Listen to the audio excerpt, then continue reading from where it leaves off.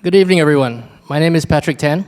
I'm the General Counsel for ChainArgos, the blockchain intelligence firm made famous for uncovering the fact that Binance's BUSD stablecoin was under-collateralized by $1.4 billion US dollars.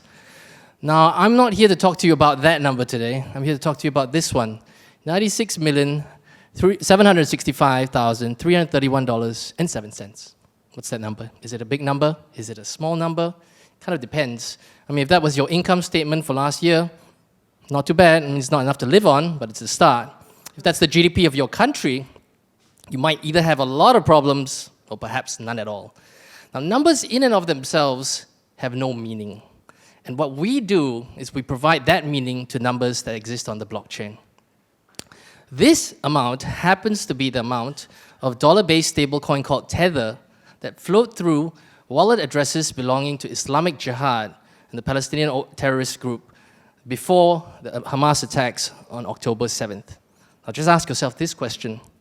If you're a bank, if you're a financial institution, if you're an insurer, if you're a regulator, if you're a hedge fund manager, if you are anybody that touches financial services, do you care about this number?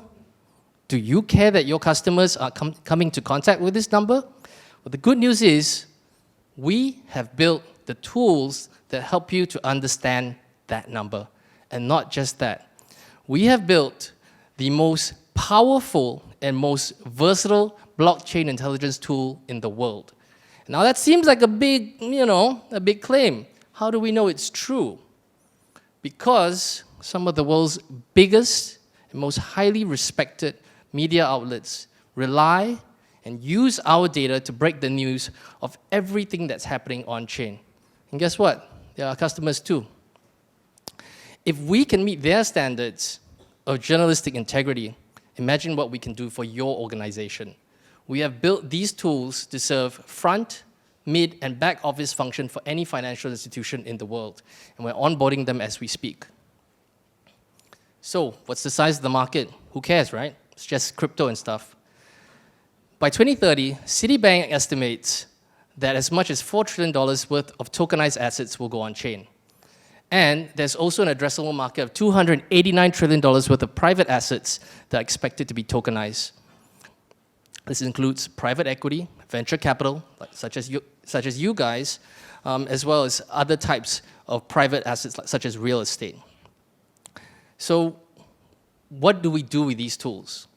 Ours is a software company. As long as it's on-chain, you care about it, we want to make sure that you know. The three of us have done things that companies worth several $billion in valuation just simply haven't been able to do. Deliver usable, actionable blockchain intelligence. Our CEO and co-founder, Jonathan Reiter, who's with us this evening, is from Brown University and he holds a Master of Science in Computer Science. He has worked as an FX and options trader for more than 20 years. Our CTO, Arthur, who's in New York, comes from Princeton, and he's built some of the most complex data structures from the ground up. Myself, I'm an ex-lawyer and airline pilot. So between the three of us, we have done some pretty interesting things, I'd say. Why do we do these things? Our goal is very simple. We want to be the Bloomberg for blockchain. If you want to put assets on-chain, we want to make sure you understand what happens on-chain. And that's it. So maybe you think asset tokenization, I don't think it's going to happen. Then we're not for you. If you think central bank digital currencies is just a pipe dream, we're not for you. But if you think that tokenization will fundamentally change the way the world transacts, value, then you know what? Just drop us an email. Let's talk. We'll be over there as well. You can talk then as well. Thank you.